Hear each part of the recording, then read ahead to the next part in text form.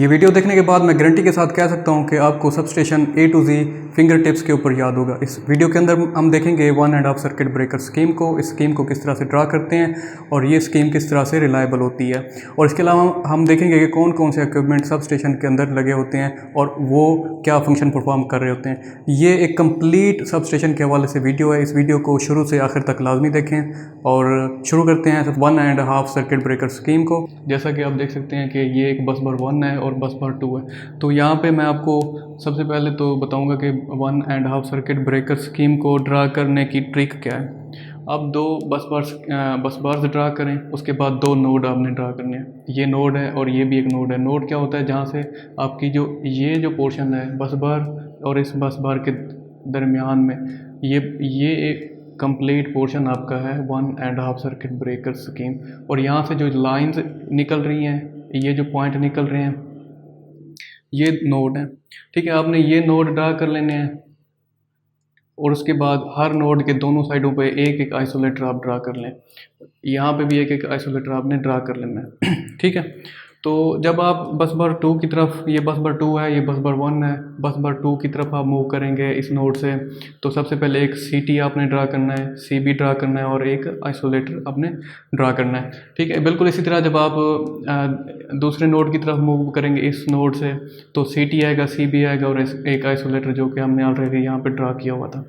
तो जैसा कि आप देख सकते हैं सेम यही अरेंजमेंट यहाँ पे है, CT CB isolator, CT CB isolator. और यही अरेंजमेंट जब इस साइड पे मूव करेंगे तो CT CB और एक आइसोलेटर जो ऑलरेडी हमने ड्रा किया हुआ है। तो ये कंप्लीट हमारी 1.5 सर्किट ब्रेकर स्कीम है। तो 1.5 सर्किट ब्रेकर स्कीम में हम देखेंगे कि ये स्कीम रिलायबल किस तरह से है। आप सपोज कर लें कि यहाँ पे ये जो नोड है इसके साथ हमने एक लोड को कनेक्ट किया हुआ है और इस नोड के साथ हमने एक जनरेशन कनेक्ट की हुई है। ठीक है, जनरेशन से आपको पावर यहाँ से इन हो रही होगी सिस्टम के अंदर और यहाँ से आउट हो रही होगी। आप सपोज कर लें कि ये जो CB है, आपने इस CB पे काम करना है।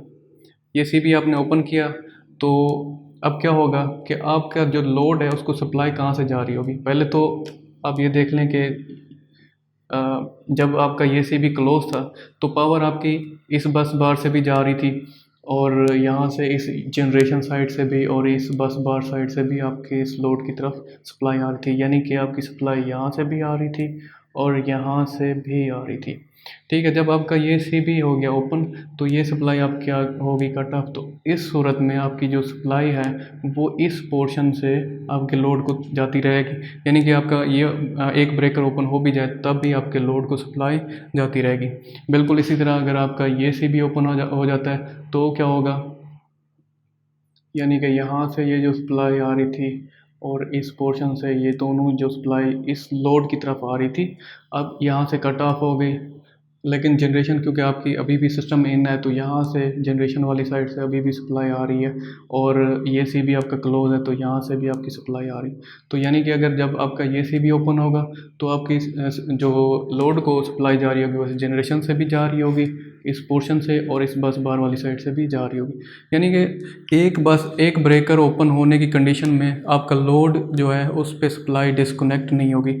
और अगर आपके दोनों ब्रेकर जब ओपन हो जाते हैं CB3 और CB2, इन दोनों ब्रेकर के ओपन होने की कंडीशन में तब क्या होगा, ना ही आपकी सप्लाई यहाँ से आ रही होगी और ना ही यहाँ से आ रही होगी। यानी कि आपका टोटल लोड जो है वो आइसोलेट हो चुका होगा और इस टाइम पे आपके लोड को कोई भी सप्लाई नहीं मिलेगी।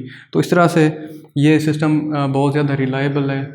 यानी एक ब्रेकर ओपन हो जाता है तो कोई इशू नहीं है, आपके लोड को कंटिन्यूटी मिलती रहेगी, सप्लाई मिलती रहेगी। तो इस तरह से आप कह सकते हैं कि ये एक बहुत ही रिलायबल सिस्टम है। ओके, सो अभी तक आपने देखा कि 1.5 सर्किट ब्रेकर स्कीम को किस तरह से ड्रा करते हैं, उसकी हमने ट्रिक देखी थी। लेकिन अब हम देखेंगे कि कौन सा इक्विपमेंट कहाँ पे और क्यों लगा हुआ है। तो सबसे पहले आप ये देख लें कि आप यूँ समझ लें कि आप खुद एक डिज़ाइनर हैं और रिक्वायरमेंट हमारे सिस्टम की क्या है। जैसा कि यहाँ पे एक जनरेशन लगी हुई है और यहाँ पे लोड लगा हुआ है, तो जनरेशन साइड से ज़ाहिर है कि सप्लाई हमारे सिस्टम के अंदर इन हो रही होगी, पावर आ रही होगी और यहाँ से पावर आउट हो रही होगी। तो यकीनन आप चाहेंगे कि आप इस पावर को मेजर करें कि सिस्टम के अंदर पावर जनरेशन साइड से आ कितनी रही है और लोड को जा कितनी रही है। तो पावर का फार्मूला हम सब जानते हैं, P = VI होता है। यानी कि वोल्टेज और करंट हमें मेजर करना होगा। तो करंट हम किस तरह से मेजर करते हैं, तो यहाँ पे आप देख सकते हैं कि यहाँ से जब जनरेशन की तरफ से सप्लाई आई तो सप्लाई ने डिवाइड होना है इस पॉइंट पे आगे, इस नोड पे आगे। जितनी रिक्वायरमेंट इस तरफ होगी बस बार की तरफ से, जितनी भी रिक्वायरमेंट होगी यहाँ से, ये आप देख सकते हैं। बाय द वे ये एक एक्स्ट्रा मैंने एक इस पूरे अरेंजमेंट को बे कहते हैं 500 kV के अंदर। तो मैंने दो बेस ड्रा किए हैं, एक बे ये है, एक बे ये, सेम यानी कि 1.5 सर्किट ब्रेकर स्कीम ये है और सेम 1.5 सर्किट ब्रेकर स्कीम ये है। ये मैंने एक्स्ट्रा इसलिए ड्रा किया है कि ये आगे चल के मैं आपको बस बार के फंक्शन के बारे में समझाऊंगा कि किस तरह से बस बार काम करती है। ठीक है, तो यहाँ पे आपकी सप्लाई ने आके डिवाइड हो जाना है, कुछ यहाँ पे इस साइड पे चली जाएगी और कुछ इस साइड पे आएगी। ठीक है, तो उसको मेजर करने के लिए हमने यहाँ पे एक सीटी लगाना है और एक सीटी हमने यहाँ पे लगाना है, ताकि हमें पता चल सके कि हमारे सिस्टम में कितनी पावर इन हुई है। और सेम इसी तरह से लोड को कितनी पावर आउट हो रही है। तो एक, क्योंकि देखें कुछ सप्लाई इस साइड से जा रही है, कुछ सप्लाई ने इस साइड पे जाना है लोड की तरफ। तो इस करंट को मेजर करने के लिए CT2 हमने यहाँ पे लगाया। CT2 क्यों कह रहे हैं, क्योंकि ये बस बार 2 के साथ लगा हो। तो ये CT2 इस साइड से जो पावर जा रही है मेजर करेगा, और ये जो CT3 है, सेंटर वाले को हम CT3 कहते हैं, CB3 इसको CB3 कहेंगे। तो ये जो CT3 है ये मेजर करेगा कि इस साइड से कितनी पावर आ रही है। तो ये तो हो गया फंक्शन CTs का कि मेजर किस तरह से कर रहे हैं, क्योंकि CT के दो फंक्शन होते हैं, मेजरमेंट प्लस प्रोटेक्शन के लिए यूज़ होते हैं। तो प्रोटेक्शन किस तरह से आप CT करेंगे ये अब हम देखेंगे। तो CT की जो सेकेंडरी होती है वो रिले के साथ कनेक्टेड होती है। अब CT की सेकेंडरी रिले के साथ कनेक्टेड है, रिले की सेटिंग है, हमने उसे बता दिया कि सपोज 1 एम्पेयर तक हमारा सिस्टम नॉर्मल है, और अगर 1 एम्पेयर से ज़्यादा एम्पेयर आ रहे हैं तो सिस्टम एबनॉर्मल है, तो फ़ौरन ट्रिप करवा दो।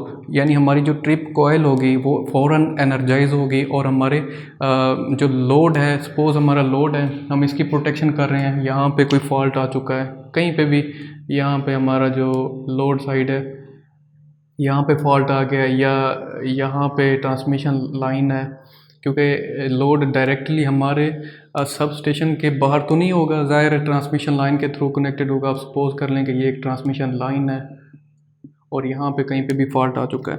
तो अब जब यहाँ पे फॉल्ट आएगा, ये आपकी लाइन ग्राउंड हो गई है, तो एक्सेसिव पावर जो है वो यहाँ से फ्लो होगी। तो उस एक्सेसिव, हम नहीं चाहेंगे कि वो एक्सेसिव पावर हमारी इस तरफ आए। तो उसकी प्रोटेक्शन के लिए ये जो सिटीज़ हैं इनकी सेकेंडरी रिले को बताएगी, रिले फिर आगे हमारी जो ट्रिप कॉइल है उसको एनर्जाइज करवा के CB3 और CB2 को ट्रिप करवा देगी। तो इस तरह से ये जो पोर्शन है हमारा लोड वाला वो आइसोलेट हो जाएगा। और ये जो चीज़ है, ये जो सेटअप है, इसको आपने अभी और नहीं करना, ये आगे चल के मैं आपको बताऊंगा। आपने अभी सिर्फ ये देखना है कि ये एक लोड लगा हुआ है और यहाँ से एक नोड है, और ये जनरेशन है और ये नोड है, और ये जो पोर्शन है ये आपका 1.5 सर्किट ब्रेकर स्कीम है। तो ये जो पोर्शन है ये आगे चल के आपको मैं बताऊंगा। ठीक है, तो CT हमारी मेजरमेंट भी कर रहे हैं और प्रोटेक्शन के लिए भी यूज़ हो रहे हैं। तो इसी तरह से CBs जो हैं ये ऑब्वियसली आपने देख लिया कि CT की जब सेकेंडरी गई और रिले ने CBs को ट्रिप करवाया और इस पोर्शन को आइसोलेट कर दिया जब यहाँ पे फॉल्ट आया। जनरेशन के लिए भी बिल्कुल ऐसे ही प्रोटेक्शन यूज़ हो रही होगी इस CT की, और इस CT की आउटपुट जो है वो आगे रिले को जा रही होगी। तो ये CTs जो हैं इनकी आगे डिफरेंट कोर्स होती हैं, वो आगे किसी और वीडियो में हम देखेंगे कि किस तरह से ये प्रोटेक्शन के लिए यूज़ होते हैं। ओके जी, आपने देख लिया कि CTs किस तरह से मेजरमेंट और प्रोटेक्शन के लिए यूज़ हो रहे होते हैं। तो हमने 1.5 सर्किट ब्रेकर स्कीम के अंदर देख लिया कि CT और CBs का क्या फंक्शन है और कहाँ पे और क्यों यूज़ हो रहे हैं। इसके अलावा आइसोलेटर भी हैं जो इसका पार्ट होते हैं। आइसोलेटर यहाँ पे और ये सारे आइसोलेटर लगे हुए हैं। तो आइसोलेटर का क्या फंक्शन है? आइसोलेटर ऑफलोड डिवाइस है। जब आपका CB ओपन हो जाएगा तो उसके बाद आइसोलेटर को ओपन किया जाता है। यानी कि मकसद क्या है इसका, जब यानी आप यहाँ पे देख सकते हैं, अगर आपने इस CB पे काम करना है, सबसे पहले आप इस CB को ओपन करेंगे, उसके बाद आप इस आइसोलेटर को भी ओपन कर देंगे, इस आइसोलेटर को भी ओपन कर देंगे, तो फिर आपका ये जो पोर्शन है बिल्कुल आइसोलेट हो चुका होगा और आप बिल्कुल बगैर किसी परेशानी के इस CB के ऊपर काम कर सकते हैं। यानी कि आइसोलेटर बेसिकली यूज़ हो रहे होते हैं हमारे किसी भी हमने इक्विपमेंट पे काम करना है तो उसके लिए हम आइसोलेटर को ओपन करके उस पर काम कर सकते हैं। तो इसका तो ये फंक्शन हो गया। अब हम देखेंगे कि बस बार किस तरह से इसका क्या फंक्शन है। इसकी डेफिनेशन को देखने से पहले बेहतर है कि आप इसके फंक्शन को समझ लें। जब आप इसके फंक्शन को समझ लेंगे तो फिर आपको इसकी डेफिनेशन खुद से भी आप बना सकते हैं।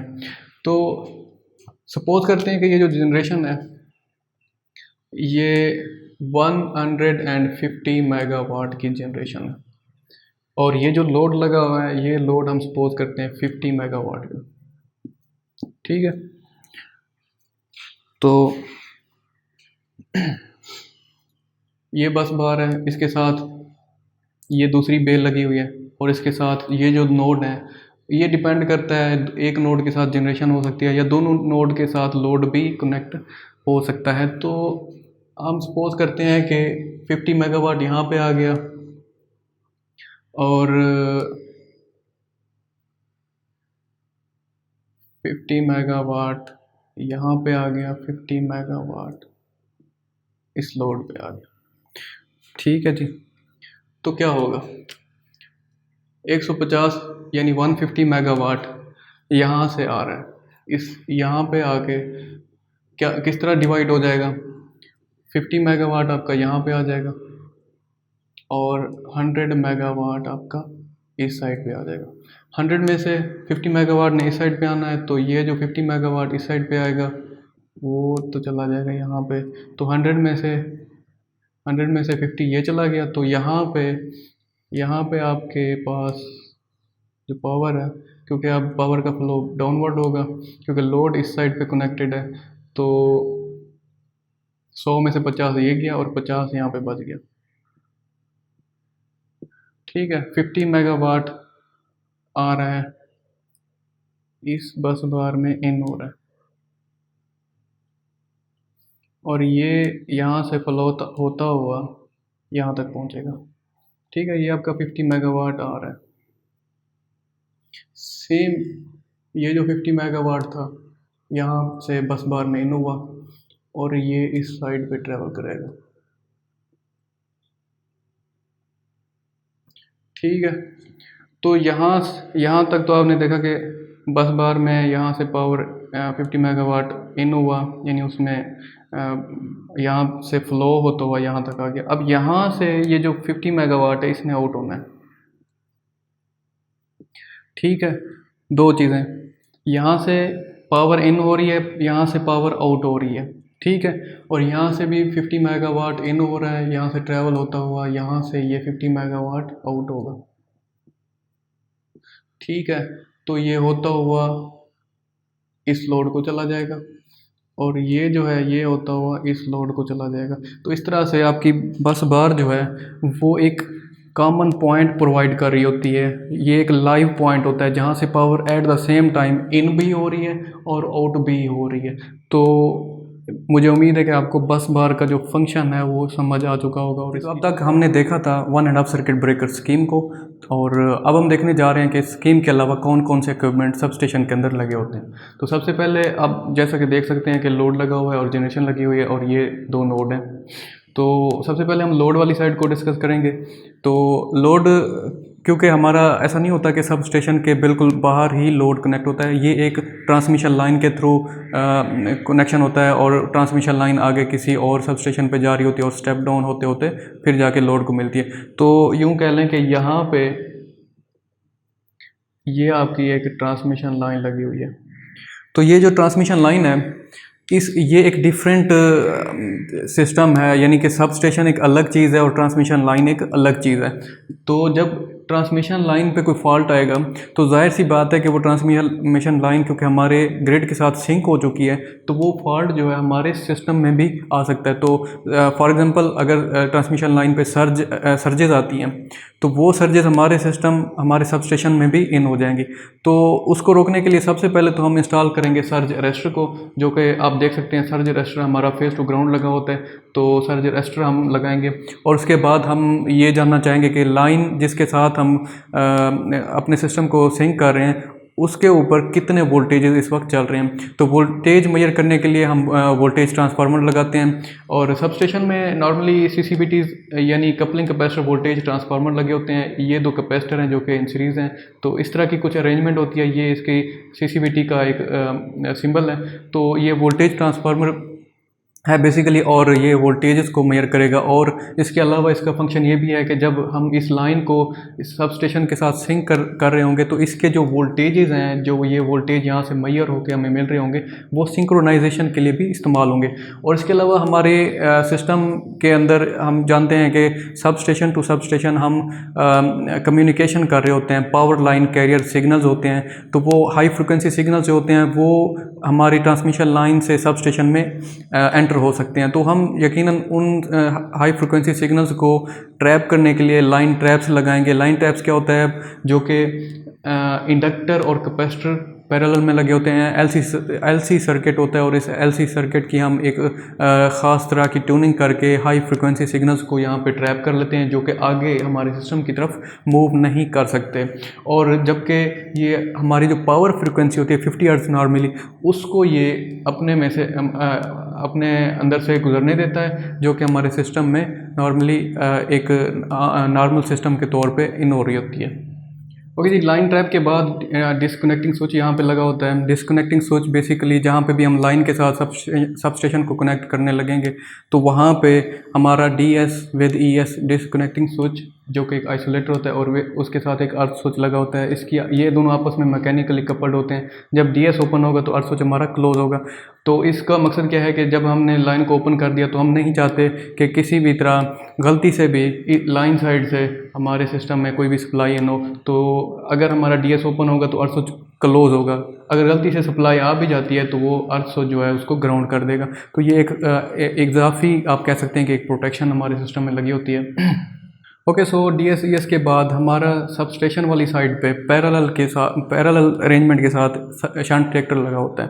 शंट रिएक्टर क्या होता है? ये बेसिकली लाइन के ऊपर जो फेरेंटी इफेक्ट होता है due to line charging effect, receiving end पे वोल्टेजेस बढ़ जाते हैं, और ये नॉर्मली 200 किलोमीटर प्लस की जो लेंथ की लाइंस होती हैं वहाँ पे ये इफेक्ट आ रहा होता है। तो इसको हम पैरेलल में लगाते हैं, और ये नॉर्मली सिस्टम में एक रिक्वायरमेंट के तहत इन हो रहा होता है, और जब इसकी ज़रूरत नहीं होती तो फिर इसको सिस्टम से आउट कर देते हैं। तो उसके लिए ज़ाहिर है हमें एक सर्किट ब्रेकर भी चाहिए होगा, और उसके साथ एक आइसोलेटर भी चाहिए होगा।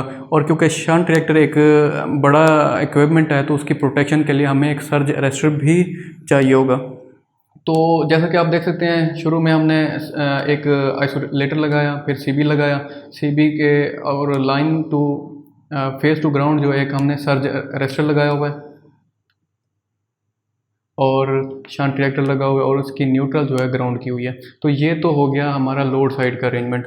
अब हम देखेंगे कि जनरेशन साइड पे क्या अरेंजमेंट होता है। तो सबसे पहले तो आप देखेंगे रिक्वायरमेंट हमारी क्या है। हम 500 kV सबस्टेशन पे काम कर रहे हैं, जनरेशन साइड से हमें 200 kV मिल रहा है, तो ज़ाहिर है हमें 200 kV को 500 kV में स्टेप अप करना होगा। तो उसके लिए हमें एक ट्रांसफार्मर की ज़रूरत है जो कि 220 kV को 500 kV में स्टेप अप कर दे।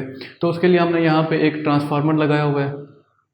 जैसा कि आप जानते हैं, ट्रांसफार्मर एक हैवी इक्विपमेंट है, तो उसकी प्रोटेक्शन के लिए हम उसके दोनों साइडों पे, HV साइड और LV साइड, दोनों साइडों पे सर्ज अरेस्टर लगाएंगे, ताकि किसी भी साइड से सर्जेस इसके ऊपर ना आ सकें। और उसके अलावा हम इसके HV और LV दोनों साइडों पे वोल्टेज ट्रांसफार्मर भी लगाएंगे। जैसा कि आप देख सकते हैं, इसकी जो HV साइड है, यहाँ पे हमने एक वोल्टेज ट्रांसफार्मर लगाया हुआ है, और यहाँ पे भी हमने एक वोल्टेज ट्रांसफार्मर लगाया हुआ है।